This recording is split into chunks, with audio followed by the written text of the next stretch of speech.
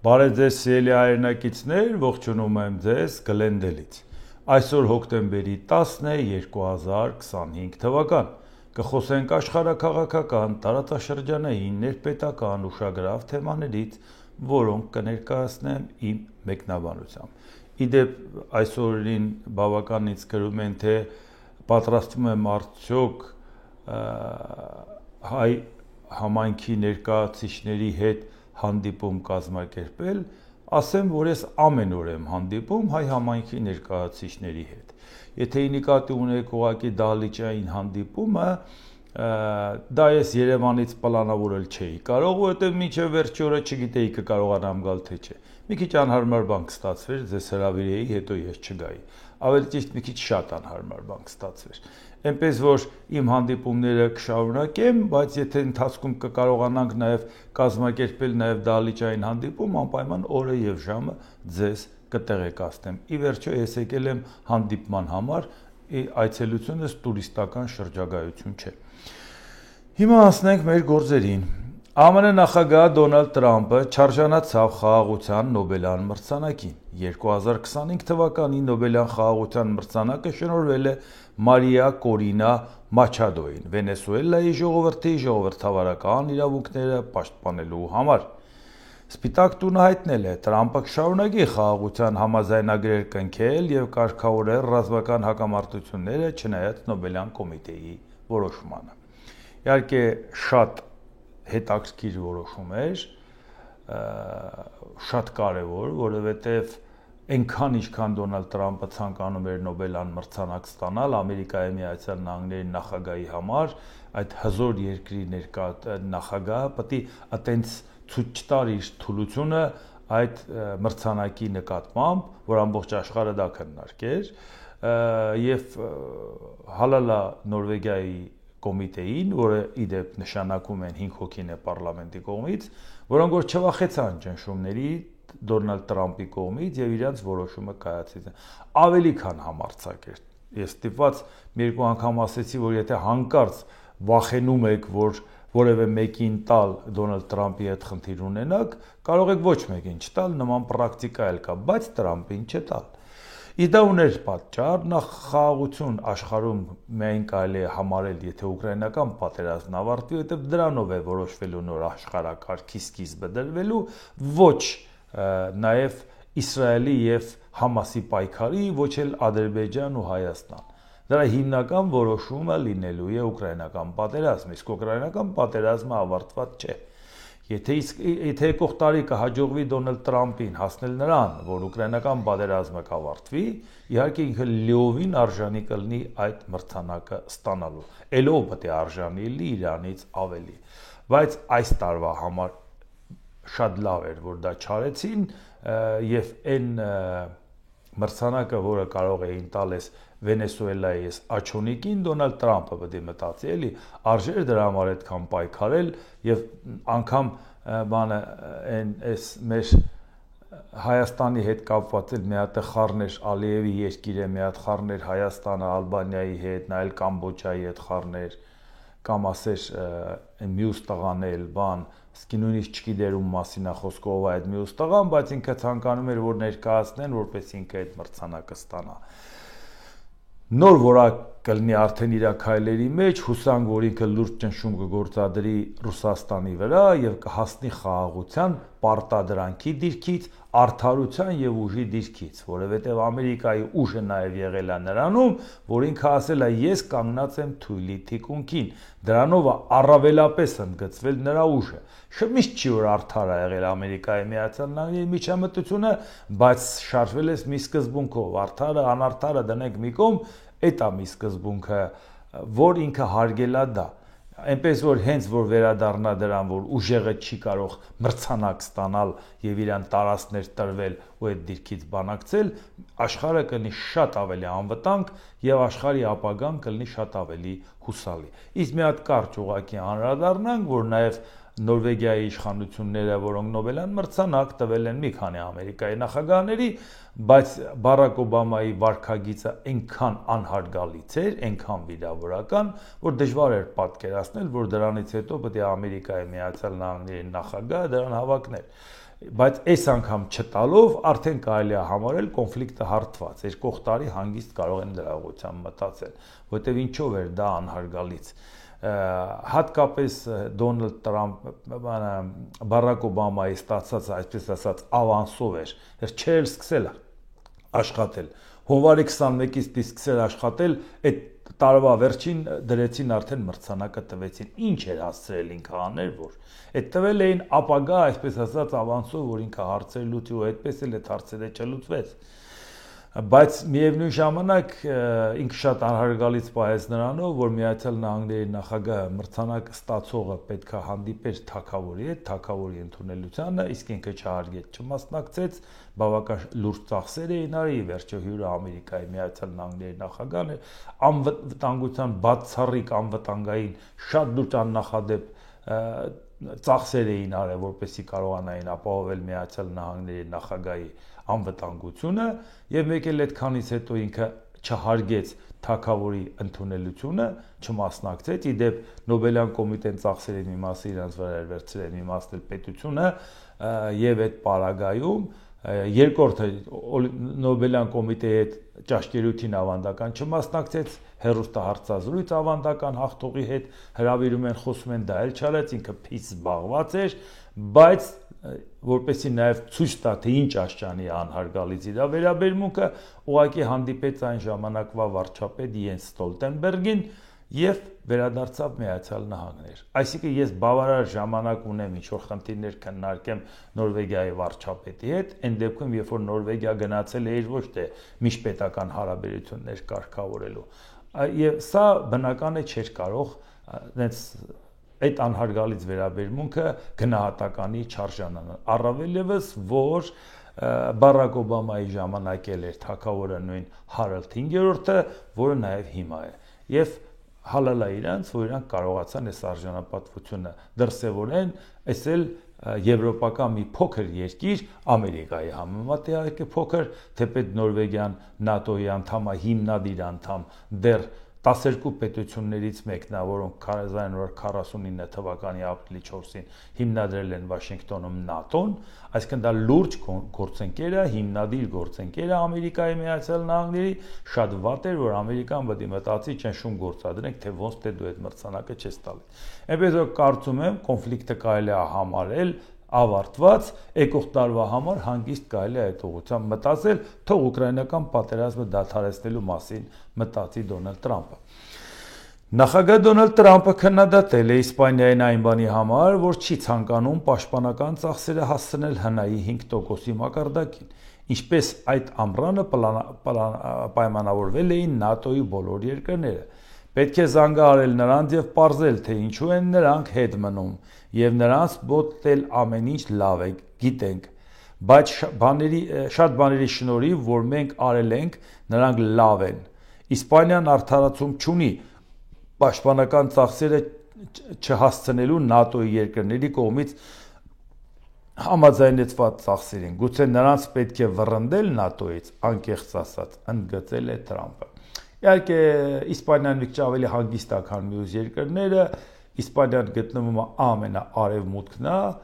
Պորտուգալիայի հետ միասին, Ատլանտյան օվկիանոսի, ինքը համարում է, որ Ռուսաստանից այնքան հեռու է, որ ինքը այդ վտանգը չունի, թեպետ համաեվրոպական անվտանգության հետ կապված որևէ նշանակություն չունի, դու Իսպանիան ես, թե Լեհաստանը, պետք է լինել ընդհանուր քաղաքականություն, որտեղ եթե մի հարցում ընդհանուր քաղաքականություն չվարեցիր, կարաս չվարես նաև մնացած ուրիշ հարցերում։ Այս հարցում միանշանակ Դոնալդ Տրամփի պահանջը ճիշտ է, այսպես ասեմ, այնքան ճիշտը չի հարցը, ինչքան շատ կարևոր է մեզ համար, որպեսզի եվրոպական երկրները լավ էլ զինվեն, ինչ որ միտեղ իրանք ստեղծեն անվտանգային համակարգ, որովհետև վաղը մյուս օրը մենք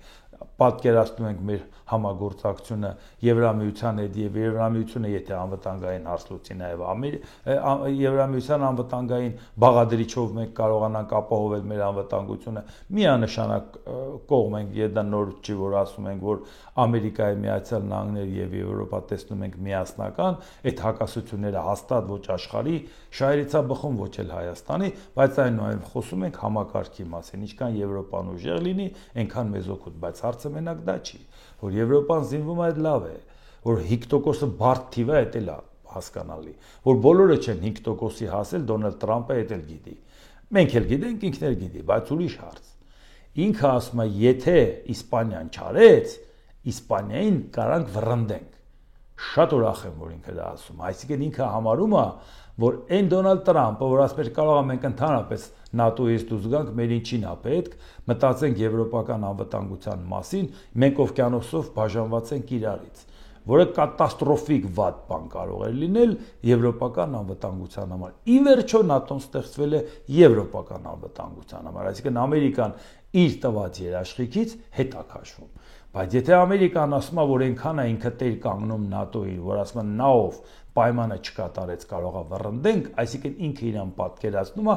այն դիրքի մեջ որը հենց մենք կուզենանք որ Ամերիկան պատկերացնի որը մենք հենց կուզենանք որ Ամերիկան լինի այո Եվրոպայի անվտանգության երաշխավորը ինչքան էլ Եվրոպան զինվի որովհետև մենք դրանով Ամերիկային կտեսնենք չկտրված օվկիանոսով շահերի ընդհանրությունը օվկիանոս չի հարցնում իսկ եթե շահերը տարբեր են սկի գետի վրով լոկ չես անի այնպես որ եթե Ամերիկայի Միացյալ Նահանգների նախագահ Դոնալդ Տրամպը իսկ գիտեք նախընտրական շրջանում ինչքան էր ՆԱՏՕ-ի մասին խոսում Ամերիկայի չմասնակցելու այսօր խոսում է որ պիտի պարտադրենք անենք այլապես պիտի հանենք իրանց հաստատ չի հանելու այդ գիտենք բայց կարևորը որ ինքը վերադարձել է այնտեղ որտեղ իր արդարացված տեղն էր այսինքն եվրոպական անվտանգության գլխին կանգնած Միացյալ Նահանգներ այս սա է մեր պատկերացումը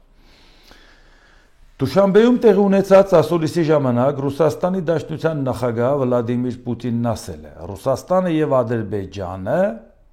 միջպետական հարաբերություններում ճգնաժամ չեն ապրել երկրները բախվել են զգացմունքների ճգնաժամի ողբերգական իրադարձության պատճառով մենք Ալիևի հետ համաձայնության եկանք որ Ազալի վթարի հետաքննությունը կլինի օբյեկտիվ ինքնաթիռի մասին է խոսքը որ ռուսները խոստովանեցին որ իրանք են խփել հետաքննությունն այժմ ավարտված է եւ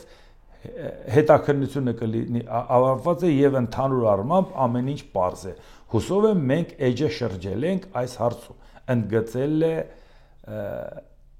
Պուտինը հիմա հարց ինչքան մարդ կար որ ոգևորվել էր որ հեսա Ռուսաստանն ու Ադրբեջանը խնդիր են ունենալու երեգել ենք այս մասին խոսել այսօր էլ ենք խոսում երեգել էր այս նույն բանը Պուտինն ասում ու Ալիևն ասում այսինքն ինչ մեծ լուրջ քաղաքականություն էր կառուցած Ռուսաստանի եւ Ադրբեջանի հակասության վրա դրանով էլ պայմանավորված որ Հայաստանը պետք է շատ ջերմացնի հարաբերությունը Ռուսաստանի հետ օգտվելու առիթից որ Ռուսաստանը կարող է անգամ Ադրբեջանի վրա ճնշի անգամ որոշ մարդիկ էլ մտածում են այդ ճնշման արդյունքում կարող է արցախցիները վերադառնան այ միամիտներ լավ եք էլի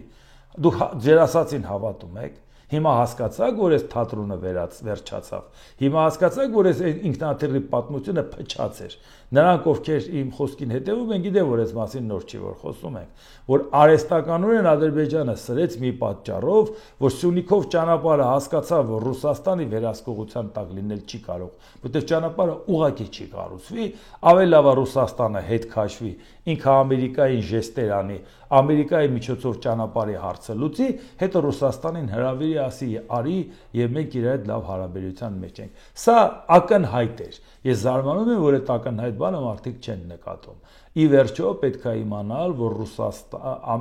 Ադրբեջանը շատ ավելի մեծ փոխկապակցվածություն կա Ռուսաստանի հետ, քան Թուրքիայի։ Թուրքիան Ադրբեջանին պետք է նրա համար, որ Թուրքիայի միջոցով պատերազմը հաղթեր Հայաստանի նկատմամբ։ Դրանից ավելին Ադրբեջանը շահագրգռված չի Թուրքիայի հետ սերտ համագործակցությամբ, Միշտ ինքը ուզում է Թուրքիայի հետ կշռով աշխարհի հետ նստի ասի այ տեսեք մենք միասին ինչ կշիռ ունենք, բայց ինքը մի հատ թագավորություն է սարքել իր վառելիքաէներգետիկ ռեսուրսներով եւ իր կոմունիկացիաներով։ Իրանչին է պետք դառնալ Թուրքիայի վիլայետ։ Այնպես որ Թուրքիան եւ Ադրբեջանը ինչքան էլ ասեն եղբայրներ ենք, այդ եղբայրներն ունեն ընդհանուր շահ, բայց հակասությունները պակաս խորը չեն, զուտ այն պատճառով, որ Ադրբեջանը ժառանգաբար Ալիևը ստացել է իր հորից թագավորություն մի հատ, սուլթանություն, իրանչին է պետք դառնա ուրիշի ենթական։ Այդ իսկ պատճառով ինքը Ռուսաստանի հետ ավելի շատ կապվածություն ունի, քան Թուրքիայի։ Նշանակում է ինքը երբեք չի ցանկանա հարաբերությունը փչացնել Ռուսաստանի հետ։ Նեև Ռուսաստանը չի ցանկանա փչացնի։ Դրա վրա կառուցած այդ հակասության վրա կառուցած մեր քաղաքականությունը շատ պարզունակ է ժողովրդյան։ Հիմա համոզվեցիք դրանով։ Ահա Ռուսաստանի նախագահ Վլադիմիր Պուտինը հայտարարել է. Ռուսաստանը հետաքրքրված է արտասահմանյան աշխատուժով, բայց դա պետք է լինի պիտանի աշխատուժ։ Պուտինը նշել է, որ միգրանտները պետք է հետևեն Ռուսաստանի օրենքներին եւ կանոնակարգերին։ Միգրացիոն ոլորտում կան բազմաթիվ խնդիրներ եւ Ռուսաստանի քաղաքացիները դա նշում են, հավելել է Պուտինը։ Հիմա ինչու ես դա նորից ասեցի, որովհետեւ Ռուսաստանը խայտարակ վիճակ է եւ ինքը այսօր չունի ինքը այդ իր ասած ձևակերպումը պիտանի աշխատուժ։ Այդ տեխնիկական սպիրտ խմողները պիտանի աշխատուժ են։ Ֆիզիկապես են իրենց էներգիայի հերն անիծել։ Այնքանը խմել են, ուղեղները լվացել են տեխնիկական սպիրտով։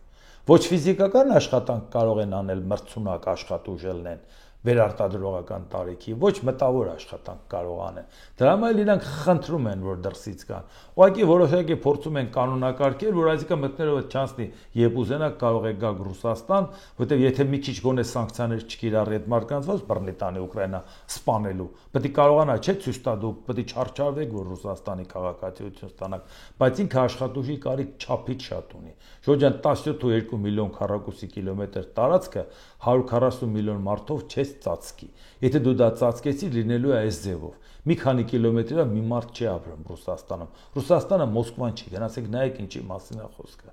Առավել եւս ինքը չի հասել նրան, որ այնպիսի տեխնիկա, տեխնոլոգիա կիրառի, որի պատճառով աշխատուժի դերը պակասացնի։ Այդ պատճառով կարողանա ինտենսիվ տնտեսություն վարել։ Խայտարակ վիճակի է սանկցիաների պատճառով։ Ընդհակառակը այդ 140 միլիոնից էլ լավ իմաստ է դուրս եկե պատերազմից խուսափելու համար։ Հիմա ինքը իսկապես աշխատուժի կարիք ունի, ու մենք շատ լավ գիտենք։ Ավելի մեծ կատաստրոֆա։ Մենք միշտ խոսում ենք, որ Պուտինի վարած քաղաքականությունն է սխալ, Ռուսաստանը թող ճիշտ քաղաքականություն վարի դեպի արևմուտք, բայց նաև պետք է օբյեկտիվ լինենք։ Միշտ Պուտինը չի եղել։ 17 թվականին հեղափոխություն արեցին, դրանից առաջ ցարական Ռուսաստանն էր։ Ցարական Ռուսաստանի սահմանները այնպեսին չէր, ոնց որ խորհրդային միության։ Բաներ դուսեկան եւ այլ, գիտեք։ Հետո բաներ միացան։ Ես ուղղակի վերցնում եմ ցարական Ռուսաստանի այս ներկայիս Ռուսաստանի տարածքը 17.2 միլիոն քառակուսի կիլոմետրը զուտ այս գծով, ոչ թե մենակ այդ տարածքի չափը։ Այդ տարածքի վրա 110 տարվա մեջ մարդ չի ավելացել։ Բնակչության թիվը մնացել է նույնը։ Սա խայտարակություն է, ժողովուրդ։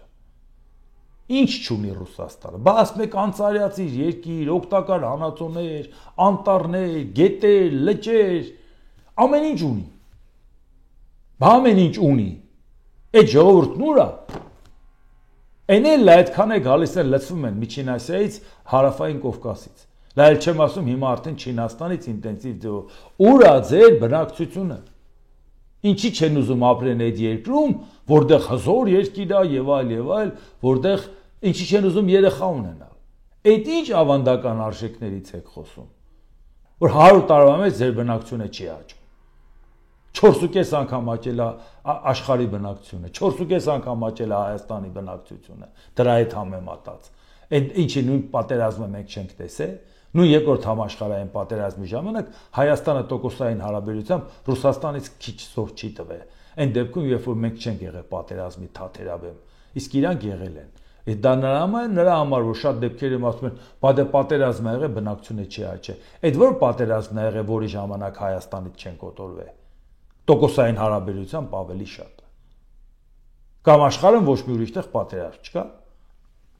Սա խոսում է նրա մասին, որ իրանք պարզապես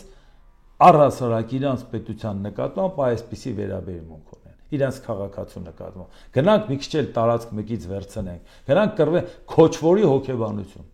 Ձիով նստենք տգդին գնանք տարածք վերցնենք, բայց մեր տարածքում ապրելու, արարելու ոչ մի պայման չթողենք մարդկանց համար։ Ու նույնիսկ այն տարածքները, որ դա պայման չեն թողում մարդիկ հեռանում են, չինացիք երջանկացած գալի լցվում են, այսինքն այդ տարածքները պիտանի է ապրելու համար։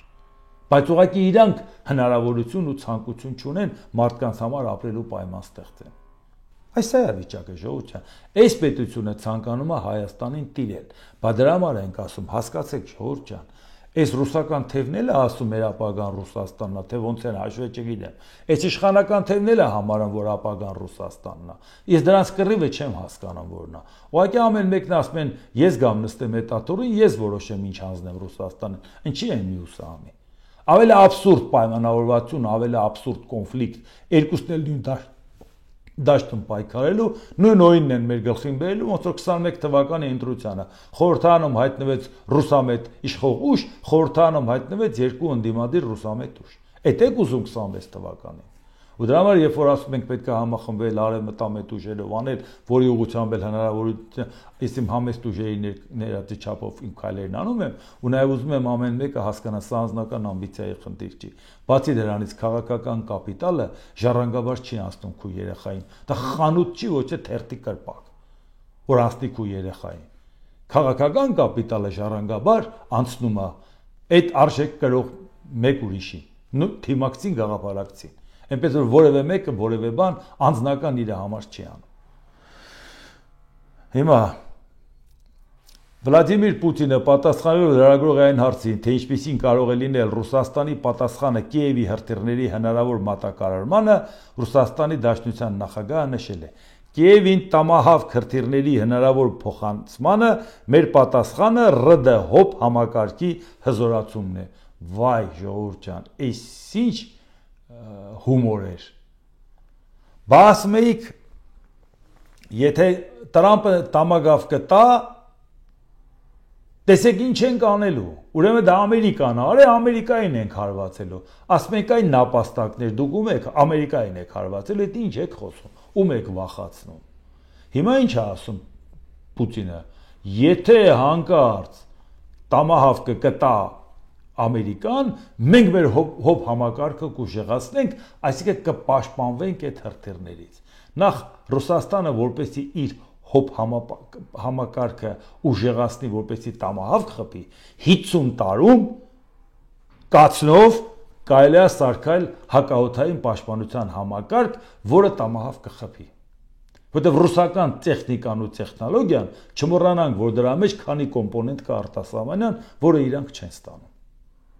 Այն ինչ որ հիմա ունեն, դա իրանք այլևս չեն ունենալու, որտեղ դրա մեջ 100%-ով իրանք տեխնիկան ու տեխնոլոգիան չի։ Ուրեմն նշանակում է իրանք որևէ շանս չունեն տամագավ։ Այսինքն կարող է վաղը, մի օր հետո, մի շաբաթ հետո Ամերիկան տամահավք հրթիռ տա, որը որ շատ ցածր թռնում է, հազիվ հասցնես գլուխդ բարձրացնես, նկատես ուր է գնում, ուր մնաց թե քո հոբ համակարգը ֆիքսվի,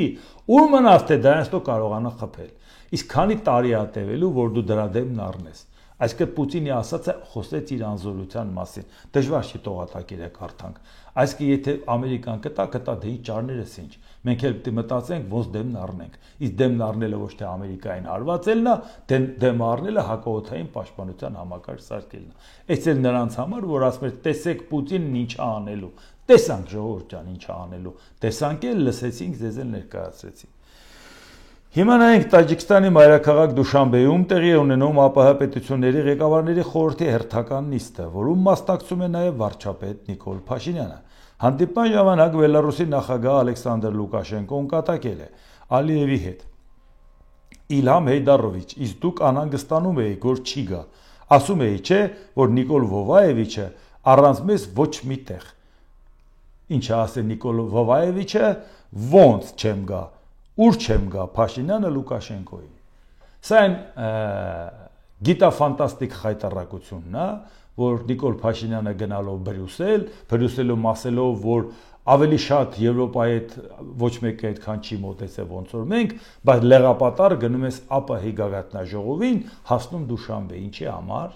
որ ինչ հարցես քննարկելու։ Այն աշճանի, որ Լուկաշենկոն, որին արդեն բանի տեղ չէ իր դնում, ինքը սենց, ինքը նենց, մեր ժողովրդին էլ ասում է իր այդ չենք հանդիպելու, ոչ մի բարձր մակարդակով հանդիպում Բելարուսի հետ ու Բելարուսի ղեկավարության հետ, ինքը իրան թույլ է տալիս, ասում է, բա դու բավարարում ես ուրիշ տեղ չես գա, բա բալանսավորված քաղաքականություն է իր վարում ու Լուկաշենկոն ասացը, որ Հայաստանը ուր պետք է գնա, հիմա ինքը ապացուցում է, որ բավարարում է ճիշտ էի ասում։ Նիկոլ Փաշինյանը մի քիչ թռչկոտեց, էլի եկավ վայեջ կատարեց մեր մոտ։ Կարար չէ այս ամեն ինչը չասեր, բայց այս ամեն ինչը ուզեցա փչացնի։ Ու նրանք, ովքեր գտնում են, որ դե լավ, ինչի ենք մենք ուշադրություն դարձնում Լուկաշենկոյի ասածին, դարձնում ենք, որ իմացնակ, որ իլուր աշխարհի ինքը փչացնում է, ասում են դու չէիր, որ մեծ խոսում էիր, Եվրոպա էիր գնում։ Դուք ուր կարաս գնաս առանց մեզ։ Հիմա սա է վիճակը, ժողովուրդ ջան։ Ու նույնիսկ Ալիևն է կասկածել, այ մարդ կարող է Բրյուսել գնացել է, այնտեղ ոգևորվի, էլ Տաջիկստան չգա։ Ասել է, ինչ ես խոսում։ Ոնց կարա չգա, ինչի է Լուկաշենկոն այդքան վստահ, որտեղ Լուկաշենկոն հո շատ ջերմ շփվում է Պուտինի հետ։ Գիտի Նիկոլ Փաշինյանը ինչ չափի է կզել մինչև բանի Վլադիմիր Վլադիմիրիչի կոշիկները։ Գիտի, չէ, Լուկաշենկոն ավելի շատ գիտի, ավելի լավ գիտի, քան անգամ Ալիևը։ Էսա վիճակը, ժողովուրդ ջան։ ԱՊՀ գլխավոր քարտուղար Սերգեյ Լեբեդևը հայտնել է, որ Դուշանբեում ընթացող ԱՊՀ գագաթնաժողովի շրջանակներում Ադրբեջանի նախագահ Իլհամ Ալիևը եւ Հայաստանի վարչապետ Նիկոլ Փաշինյանը ջերմզրույց են ունեցել, որի ընթացքում քննարկել են տարածաշրջանում խաղաղության եւ անվտանգության ամրապնդման ուղղությամբ հետագա առաջընթացը։ Հա, բայց ինչի՞ պիտի ջերմզրույց չունենային, որ ամենաջերմ մարդը Հայաստանում այտենց մարդ չկա, որին Նիկոլ Փաշինյանը այտենց սիրով սիրում է ոնց որ Ալիևին։ Որտեղ իր թիմակիցները ենթական են, ինչի՞ պիտի նրանց այտենց սիրի։ Ժողովրդի տանել չի կարողանում։ Հա, ասում է ժողովուրդ ջան, սենց գեղեցիկ բաներ է ասում, բայց ով է դրան հավատում։ Որևէ մեկի հետ ինքը ջերմ զրուցում է, բացի Ալիևի հետ, բացի Էրդողանի հետ։ Որևէ մեկի մոտ ինքը ջերմ կզում է, բացի Էրդողանի ու Պուտինի։ Բայց դա անենց ջերմ է, որ անգամ կազմակերպիչները դա ընդգծում են հատուկ։ Նոր չէին իր այդ բաներ քննարկում, ինչ որ պակաս բաներ մնացել։ Վարչապետ Նիկոլ Փաշինյանը ԱՊՀ մասնակից պետությունների ղեկավարների խորհրդի նեղ կազմով նիստում հանդես է եկել ելույթով։ Ցանկանում եմ գոհունակությամբ արձանագրել, որ երկարամյա հակամարտությունից հետո Հայաստանի եւ Ադրբեջանի միջև խաղաղություն է հաստատվել, եւ այս գործընթացում հիմնարար փաստաթուղթ է հանդիսացել ԱՊՀ հիմնադիր փաստաթուղթը 91 թվականի Ալմաթայի հռչակագիրը։ Ինք միշտ գերկարևորում է այս Ալմաթայի հռչակագիրը, նաեւ հետո կասեմ նաեւ ինչով է դա ցույց տալիս։ Սույն թվականի օգոստոսի 8-ին Վաշինգտոնում նախագահ Թրամփի նախաձեռնությամբ կայացած խաղաղության գագաթնաժողովից հետո նախագահ Ալիևի հետ մենք ընդունեցինք հռչակագիր, որում արձանագրվում է, որ Հայաստանը եւ Ադրբեջանը ընդունում են անցյալի հակամարտությամբ չկախորոշված միավորված ազգերի կազմակերպության կանոնադրությանն ու 1991 թվականի Ալմաթիի հռչակագրին համապատասխան պայծառ ապագայի ուղու նախանշելու անհրաժեշտությունը։ Մեջբերում կատարեն Վաշինգտոնի հռչակագրից, մարդկային անասելի տառապանքներ, բան եւ այլ, բայց լավ, այդքան բոլորը չկարտանք։ Արձանագրվել է, որ Հայաստանի Հանրապետությունն աշխատելու է Ամերիկայի Միացյալ Նահանգների եւ փոխադարձաբար համաձայնեցված երրորդ կողմի հետ Հայաստանի Հանրապետության տարածքում Թրամփի ուղի հանուն միջազգային խաղաղության եւ բարգավաճման հաղորդակցության ծրագրի իրականացման շրջանակը սահմանելու նպատակով։ Թրիփ նախագիծը Հայաստանին հնարավորություն է տալիս երկաթուղային եւ այլ տրանսպորտային կապ ունենալ ԱՊՀ անդամ պետություն Ադրբեջանի եւ ԱՊՀ մյուս անդամ պետությունների հետ։ Սա նշանակալի փոփոխություն եւ հանգամանք է, որը անկասկած կնպաստի ԱՊՀ շրջանակներում տնտեսական կապերի ամրապնդմանը եւ կազմակերպության արդյունավետության բարձրացմանը։ Թրիփ նախագիծը բացում է արտահանման եւ ներմուծման նոր հնարավորություններ նաեւ ԱՊՀ երկրների համար։ Իհարկե կշարունակենք, բայց տեսեք քանի անգամ ամի տեքստի մեջ կրկնում ԱՊՀ։ մի գոյություն չունեցող, մի արհեստական կառույց, որը տենց էլ 1991 թվականից մինչև այսօր կյանքի չի կոչվել, լուրջ դերակատարություն չունի, ձևական հավաքվում կար, բայց այս ամբողջը ասում են, որ այս ամեն ինչն անում ենք ԱՊՀ, ինչի ԱՊՀ դու ԵԱՏՄ անդամ ես, ինչի է դա քեզ պետք հենց ԱՊՀ հատուկ նշես, ինչը ԱՊՀ-ի գագաթնաժողովն է, անիմաստ կառույցի գագաթնաժողովը մեն ինչի է պետք, չէ, որպեսզի ցույց տա, որ ժողովուրդ ջան, այս ԱՊՀ-ն այնքան կարևոր է, ախր Ալմաթիի հռչակագիրն էլ էր, չէ, ԱՊՀ-ի է։ ԲԱՊՀ-ի հիմնադիր փաստաթղթերի ժամանակ է, չէ, այդ ամեն ինչը որոշվել։ Այսինքն ինքը այս ձևական կառույցին որակ հաղորդելու համար, որ նույնիսկ Թրամփի այդ ուղին կառուցելը դա ԱՊՀ երկրների համար է անում, սա ընդամենը մի բանի համար է, դե տեսեք ինչքան կարևոր է այդ դրա ընդունած փաստաթուղթը, բացարձակ որևէ կարևորություն չունի։ Ու սենց արհեստականորեն շնչառություն տալով ԱՊՀ-ին ոչ մի նորմալ բան դրանով չի ստացվելու։ Հայաստանի Հանրապետության եւ Ադրբեջանի Հանրապետության միջև խաղաղության եւ միջպետական հարաբերությունների հաստատման մասին համաձայնագիրը նախաստորագրվել է Սպիտակ տանը երկու երկրների արտաքին գործերի նախարարների կողմից, ԱՄՆ նախագահի, Ադրբեջանի նախագահի եւ իմ ներկայությամբ։ Հուսով եմ եւ համոզված եմ, որ մենք մոտ ապագայում կստորագրենք եւ կվավերացնենք նաեւ այս համաձայնագիրը։ Հարց. նախաստորագրվածը եւ ստորագրվածը էականորեն տարբերվում են։ Ու հարց է ծագում.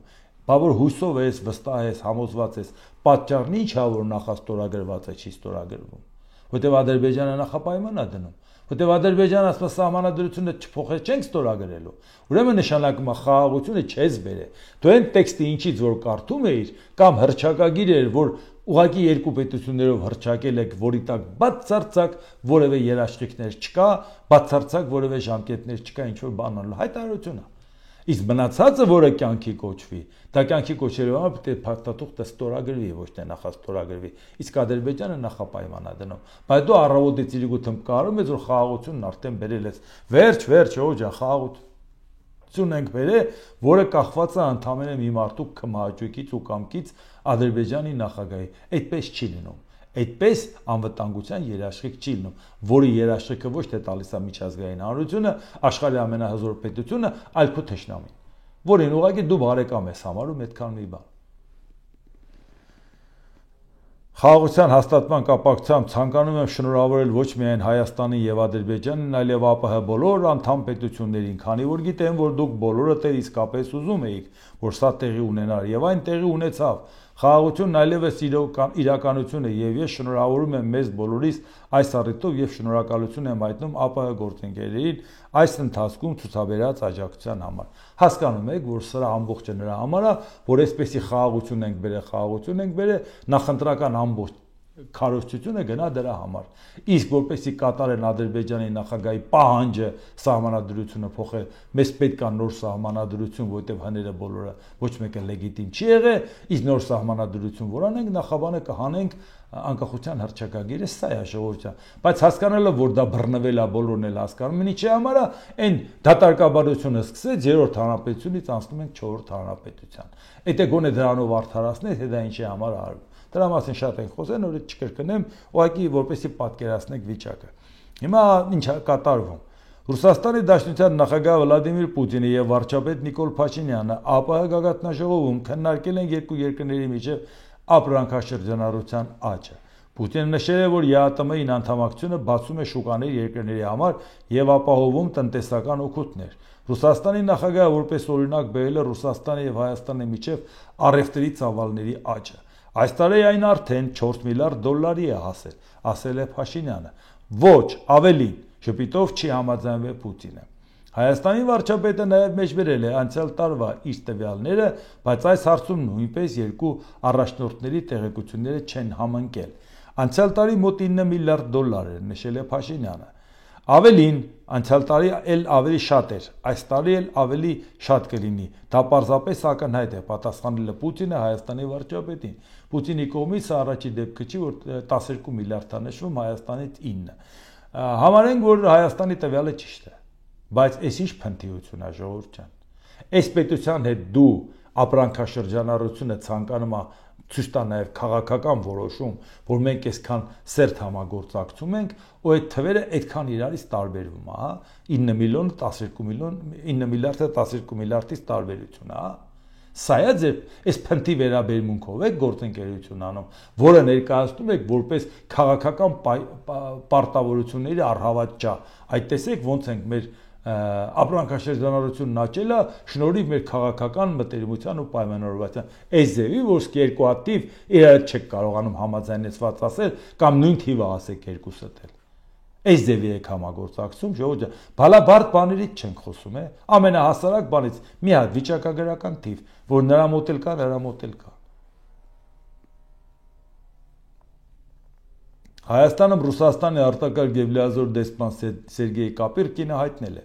Ռուսաստանը կողմ է 3 գումարած 3 տարածաշրջանային խորհրդատվական հարթակի 4-րդ նախարարական հանդիպման անցկացմանը մինչև 2025 թվականի վերջը։ Իդեպ այնպես չի, որ ամեն տարի պարտադիր եղել է։ Եղել է, որ նաև մի տարի չի եղել։ Այսինքն կարող էին իրանք կնետչելի, որ պարտադիր այս տարի անեն, բայց չուզում են պարտադիր այս տարի անեն։ Այժմ աշխատանքներ են տարվում դրա մշակման ուղղությամբ։ Մենք ներկայում կապի մեջ ենք Հայաստանի եւ Ադրբեջանի հետ, քանի որ կա հերթականության հարց։ Հայկական եւ ադրբեջանական կողմերը պատրաստ են հյուրընկալել նման հանդիպում։ Կներեք, նրանք պետք է համաձայնացնեն հերթականությունը եւ մենք իհարկե նաեւ ամեն կերպ օգնում ենք, ասել է Կապիրկինը, որտեղ այդտեղ հարցը նա է, որ արդեն Մոսկվայում Ռուսաստանում հանդիպել են, Իրանում հանդիպել են, Թուրքիայում հանդիպել են։ Դե 3 գումարած 3-ից Վրաստանը չի մասնակցում, մնացել է 2 պետություն։ Մնացել է Հայաստանը կամ Ադրբեջանը։ Իսկ իրանք տեսեք շահագրգռվածությունը Ռուսաստանն է հանդես բերում։ Բերեք մենք անենք, նենց անենք, որ դա ալի։ Հիմա շարունակությունը նայենք։ Դեսպանի խոսքով այս հարթակի բոլոր մասնակիցները, որոնք կապ են պահպանում թուրքական եւ իրանական կողմերի հետ, կարծում են, որ սա օգտակար եւ համապատասխան ձևաչափ է եւ որ տարածաշրջանի պետություններն իրենք պետք է կարեւոր դեր խաղան տարածաշրջանի խնդիրների լուծման գործում։ Սա մեր սկզբունքային դիրքորոշումն է եւ մեր գործընկերները կիսում են այն։ Իհարկե երրորդ երկրների մասնակցությունը կարող է արժեքավոր լինել, բայց այն պետք է հիմնված լինի տարածաշրջանային խաղացողների իրականության եւ շահերի ըմբռնման վրա, նշել է դեսպան Կապիրկինը։ Նա նաեւ նշել է, որ հայ-ադրբեջանական հարաբերությունների կարգավորման համար հայ-ամերիկյան երկխոսության շրջանակում քննարկվող շատ հարցեր անխուսափելիորեն ազդում են այլ հարևան երկրների շահերի վրա։ Այդ պատճառով 3 գումարած 3 հարթակը դառնում է բազմակողմ երկխոսության օբյեկտիվորեն պահանջված մեխանիզմ։ Առավոտից Իլիգո Փաշինյանն ասում է Տրամպի ուղին նաև բխում է Ռուսաստանի շահերից, Իրանի շահերից եւ այլ բոլորի, իսկ այսօր նորից հայ-ամերիկյան երկխոսության շրջանակներում պայմանավորվածությունները հակասության մեջ է մտնում Ռուսաստանի շահերին եւ Ռուսաստանը գտնում է որ ամենաարդյունավետ հարթակը այս տարածաշրջանում 3 գումարած 3-ն է, այսինքն ինքը տարածաշրջանային պետություն է եւ ինքը նորմալ չի համարում Ամերիկայի ներկայացվածությունը այստեղ, բայց ձևի եք, բան ընդամենը մի երկու նախադասության վերև կարդում էինք, որ այդ Տրամպի ուղին սարքելու համար դա նաև բխում է Ռուսաստանի շահերից, ԱՊՀ մյուս պետությունների շահերից, բայց դեսպան Կապիրկինը դրա մասին չի լսել, բայց իրան էլ ասեք թող լսի, կամ Կապիրկինին ասեք բաժանորդագրվի մեր ալիքին, որ ներկայացնենք ինքը իմանա, ինքը ինչ է ասում, իր ղեկավարն ինչ է ասում, Փաշինյանն ինչ է ասում։ Հիմա եթե կհասցնենք մի հատ բան ուղղակի նայեմ 2014 թվականի հոկտեմբեր այս օրերին, որ մի հարց ուղղակի կարդամ, հավաքվենք, որ փոխենք այդ բանի Սերժ Սարգսյանի ժամանակվա։ Ես այն սերեդի ներկայացուցիչն եմ, որը տոտալիտար ԽՍՀՄ-ի պայմաններում պայքարի է ելել մի բռունց դարձել ու հաղթել։ Կարելի է այդ հզոր կայսրության կործանման այլ պատճառներ բերել, բայց դրանից մեր հաղթանակը չի խամրի։ Քանզի այն դիմավորեցինք փողոցում ազգովի ու այդ զգացումը կմնա մեզ մեջ ողջ կյանքի ընթացքում։ Պատահական չէ, որ այս տարիների հողովրդական շարժումները կամա թե ակամա մեր հաղթանակի հետ ենք համեմատում։ Եթե ժամանակին ասում էինք հարկավոր է համախմբվել, հիմա չենք ուզում տեր կանգնել մեր իսկ տեսակետին, թե մեր նպատակն է ընդհանրապես քննադատելն ու բայղուշություն անելն է։ Այս աշխարհը այսպես եկել է ու այսպես գնալու է, ոչինչ էլ չի փոխվելու։ Աշխարհը եթե չփոխվեր, մենք հիմա քարանձավում կապրեինք։ Ուղղակի այն ժամանակ մեկը տոհմի ավականու գլուխն էր ջարդում, մյուսն ասում էր հաղթել չի լինի, մեկն էլ թե ավականի ունենք, աշխարհը չունի։ Այդ նույն վիճակը հիմա չի ժողովուրդ ջան, ոչ մի բան պետք չի, ամեն ինչ ոչ մի բան է փոխել հնարավոր չի։ Անմեղության կանխավարկածը դրոշ են դարձրել, բայց տեսեք ինչ հեշտությամբ ենք այն ոտնահարում հասարակական հարաբերություններում։ Այո, աշխարհը լիքն է սրիկաներով, խաբեբաներով ու դրանից կարող ես եզրակացնել, որ եթե մարդ չի արժանացել քո վստահությանը, մի հավատա նրան։ Մինչդեռ կա նաև այլ մոտեցում։ Մեր շուրջ կատարվող այս արարչողության հեղինակը մարդն է։ Աստծո օրհնությամբ ու որքան էլ սրիկաներն ու թալանչիները շատ են, եթե աշխարհը հետևողականորեն զարգանում է, կնշանակի լավի որակը գերազանցում է վատի քանակին։ Խիստ հաշվենկատներն ասում են, թե պատրաստ եղեք անգամ ձեր հարազատների կողմից ձեր հանդեպ դավաճանության ու սրիկայության։ Չեք տեսնում ինչ է կատարում, եղբայրն է եղբորը խաբում։ Իսկ ես չեմ ուզում պատրաստ լինել հարազատի դավաճանությանն ու կորստին։ Ու եթե դա տեղի ունենա, ուրեմն պիտի ցավ ապրեմ, տանջվեմ դրա համար։ Այդ ինչ արժեքներով ու բարոյականությամբ եմ ապրում, որ եթե ամեն օր ինձ նախապատրաստում եմ հարազատ մարդկանց կորստին, որպեսզի այն թեթև տանեմ, երբ առանց որոնց կյանքս անիմաստ եմ համարում, այդ դեպքում ինչի համար եմ ապրում եւ ում համար։ Մեր ծնողների հավաքական ընկալմամբ երկիրը մայր հայրենիք ենք կոչում, բայց թույլ ենք տալիս, որ ապաշնոր իշխանավորները կամ ամենագետ քաղաքագետները մեզ համոզեն ամենագետ ճակերտների մեջ։ Մեզ համոզեն, որ թեպետ հիվանդ է երկիրը, բայց ոչինչ փոխել չենք կարող։ Ավելի լավ է հաշտվենք կորստի հետ ու մի կողմ քաշվենք։ Մինչդեռ երբ մեր ծնողը հիվանդ է լինում, ամենահեղինակավոր բժիշկն անգամ ասի, թե փրկվելու շանս չկա, միևնույն է ամենաթանկ դեղն էլ կառնենք, պետք լինի տուն տեղ կծախենք, միայն թե կյանքը մի փոքր երկարացնենք, գուցե այդ ընթացքում հրաշք կատարվի, մի բուժում գտնվի, ու անկախ նրանից կհաջողի մեզ թե ոչ, դա անում ենք նաև մեզ համար, ինչպիսի մարդ ենք մնում դրանից հետո։ Այո ժողովուրդ ջան, սրանք որոշակի արժեքային հարցերին վերաբերում քաղաքականության մեջ, եթե դա չկա, չեմ հասկանում քաղաքականությունը ում է հետաքրքրում։ Մի տեսակ զավեստի ժանրից է, չէ, որ մտնում ես եկեղեցի, ասում ես հիվանդությունը լինի, աղքատությունը լինի, տերեմ Աստծո հրամանով, դուրս ես գալի պատի տակ, որ մարդ չտեսնի, հանում ես պայմանագիրը ամուսնության, ասում ես տեստորագրի, որ հանկարծ տան ջրի բաժակը քեզ չմնա, որ բաժանվեք ջրի բաժակը ինձ մնա։ Ընդամենը մի քանի րոպե առաջ ասում էիր, մինչև մահը բաժանի մեզ, բայց մահը չի բաժանում է, արդեն բաժակներն եք բաժանում ու հասնելու։ Սա է մասին է խոսքը։ Եթե մարդուն չես վստահում, ինչա, այդ երաշխիքները ինչի համար է, որ թեթև տանես, ինչ է թեթև տանես։ Եթե քու երեխաներին կյանք պարգևող մարդուն այն աշճանի չես վստահում, որ կարող է բաժակները կիսելուց քոնը քեզ ընկնի իրան, ինչի համար են այդ արժեքները կամ ինչի համար են այդ խոստումները։ Սրանք բաներ են, որ պետք է իմանանք ինչ պետություն ու ինչ հասարակություն ենք ուզում։ Դե ինչ այսօր այսքանը, եթե հավանեցիք սեղմեք լայք կոճակը, բաժանորդագրվեք Էդվարդ Անդինյան YouTube-յան ալիքին, սեղմեք զանգակ կոճակը, գրեք մեկնաբանություններ, գրեք հարցեր, դիտեք եւ դատեք ինքներդ։ Շնորհակալություն։